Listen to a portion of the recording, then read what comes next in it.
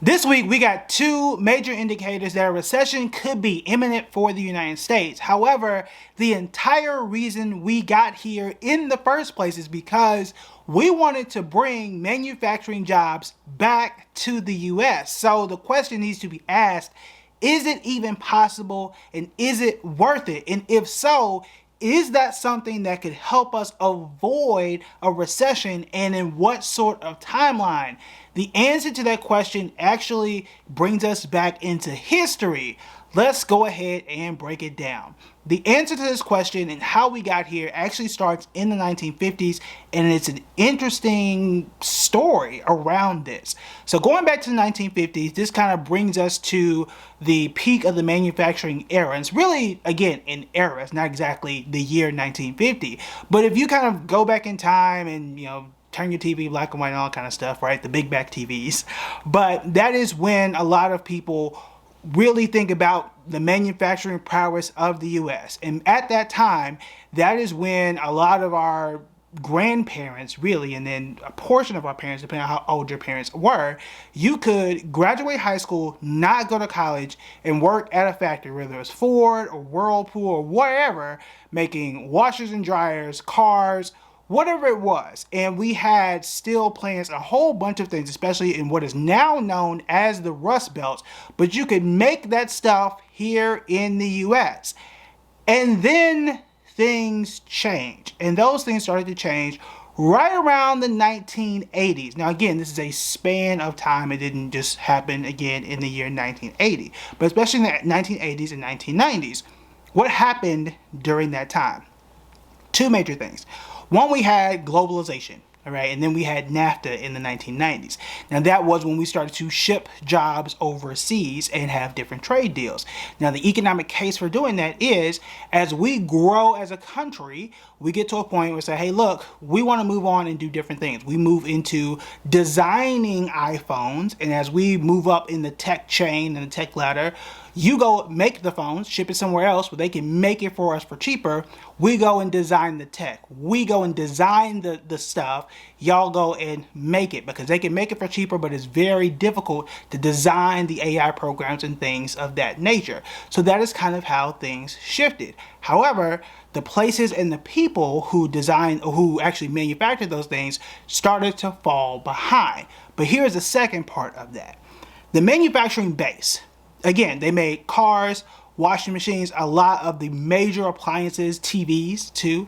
Well, those are really one-time purchases for the most part, especially in today's economy where the majority of people, when you buy a car, those cars are lasting longer. Remember years ago when I did my first few videos rather, on AutoZone, and especially O'Reilly, a stock I still own today, I talked about why O'Reilly was a good stock. It's because people are holding on to their cars for 10 years or more.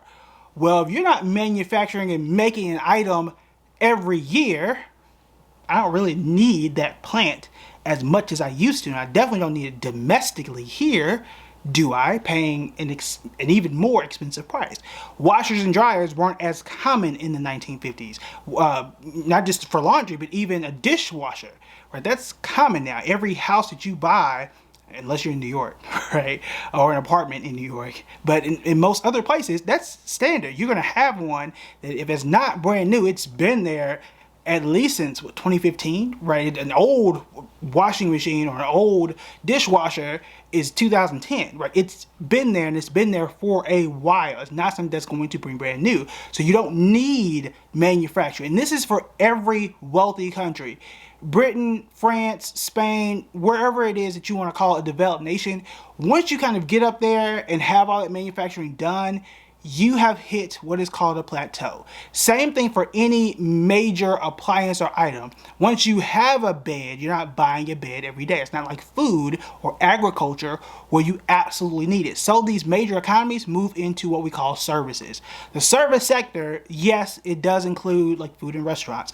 It does include home and health aid, but it also includes lawyers, doctors, people in tech, and it's a major catch-all, but it does not include manufacturing in the same way. Now, this brings us to the tariff part. Yeah, you can add tariffs. Yes, it could cost us 2 years to try and bring manufacturing back. Bring it back to what?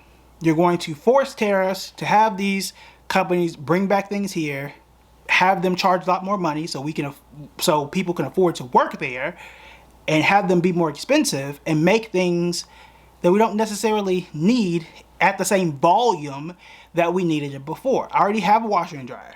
I already have a dishwasher. I already have a car. It's a 2008. I don't plan on buying a new one. But now if it's going to cost me 20 or 30 or 40% more because it's made in the US, I damn sure aren't buying one now. Your financial situation can get quite complex. And no, I'm not just talking about your investments, your debt, your taxes, your budget. I mean, when was the last time you looked at your life insurance portfolio and decided whether or not you have had enough coverage? All of these things can be quite overwhelming unless you get some help. And that's why I've partnered with WealthMore. Think of them like Peloton, but for your money. On the app, you can join one of their free advisor-led communities where they're focused on things like investing, retirement, home ownership, and more. Or for as little as $25 a month, you can talk to or message a wealth advisor at any time. You can download the WealthMore app and find me on the app as well right now. Download WealthMore and use the code BuildingBread today. So I'm not really sure if that is going to work, which now brings us into the recession piece of this. We already know that in Q1 of 2025 that the economy shrank, I think it was 0.3%. Remember that the technical definition is that the economy has to shrink 2 quarters. We only have one down, and the primary reason is, wait for it, tariffs. This was something that was already expected, something that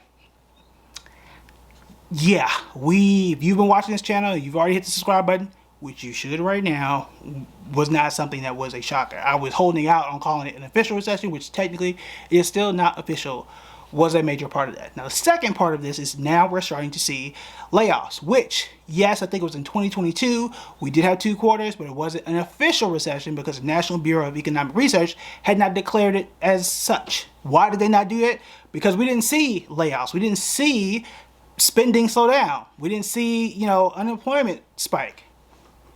Unfortunately, we are now. We saw yesterday UPS said they were going to lay off about 20,000 workers in the next month or so.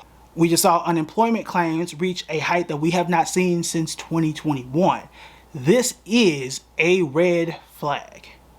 This is a red flag. We're starting again. Just to recap, okay? It is difficult, if not illogical, to bring back manufacturing, though I understand the case.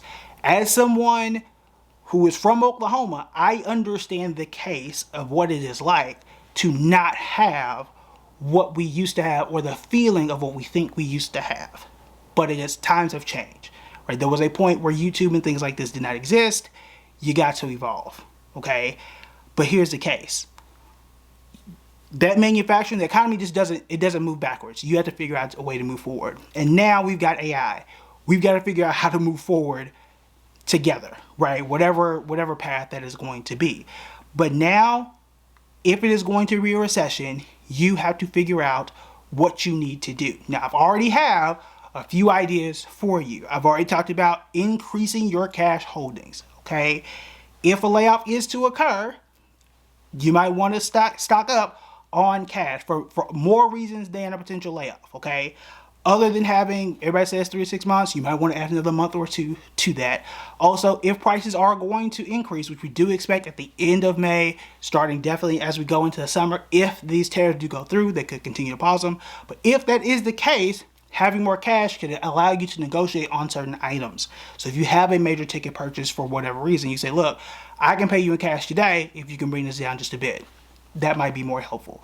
That can help you if you have more cash. Okay, so it's going to give you more cushion, give you more negotiating power. That is one thing. Also, staying calm. Today, at the time I'm talking to you, right now the market is up and the market can continue to be irrational. Even though I'm telling you what is happening and the market is down on the year, the stock market is saying, well, tech is up, the market is up today. The market is going to start to realize maybe it's tomorrow, we'll see. Oh, wait, everything else is bad. Okay, so the market doesn't always agree with logic at times. Even though I still think it still makes sense to continue to hold. However, what you hold does matter. So you may consider to rotate. I've mentioned this many times before.